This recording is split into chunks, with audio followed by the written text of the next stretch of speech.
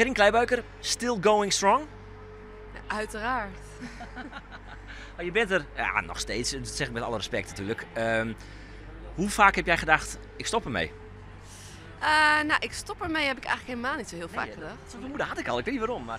Ja, ik vind het gewoon nog steeds heel erg leuk. Ik heb wel ervoor gekozen om het op een andere manier in te vullen. Dus ik ben daarnaast aan het werk. Dus ik ben geen fulltime topsporter meer.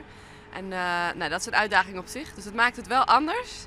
Maar dat woordje stoppen, nee, dat heb ik nog maar niet gebruikt. Dus het is nou parttime. Hoe hast dat ongeveer verdeeld dan qua uren? Ja, ik hoef het precies aantal net te weten, maar... Nou, ik heb een hartstikke leuke baan in Leeuwarden. En daar werk ik in principe 24 uur, maar wel heel flexibel. Dus dat is hartstikke leuk. En de rest van de tijd besteed ik aan trainen en aan mijn gezin.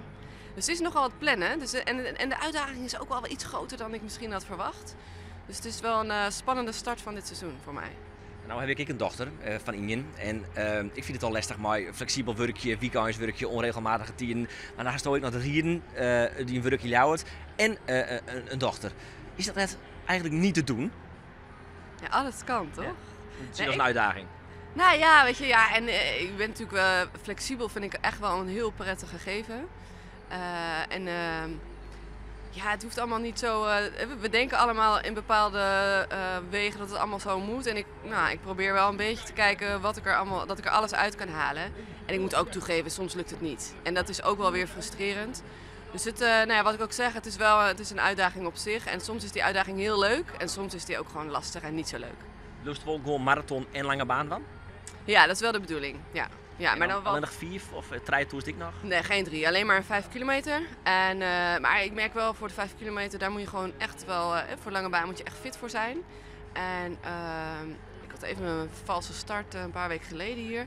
Maar dus, ja, dat valt me nog een beetje tegen. Aan de andere kant, ik vind het, die beweging, en die komt er zo ultiem uit bij een 5 kilometer en bij lange banen. En dat is toch wel de reden waarom ik niet wil stoppen. Dus ik heb nog heel veel zin om elke dag naar de ijsbaan te gaan. Dus dat is wel heel fijn. Zolang het leuk is. Absoluut, ja. Veel plezier dan. Dankjewel.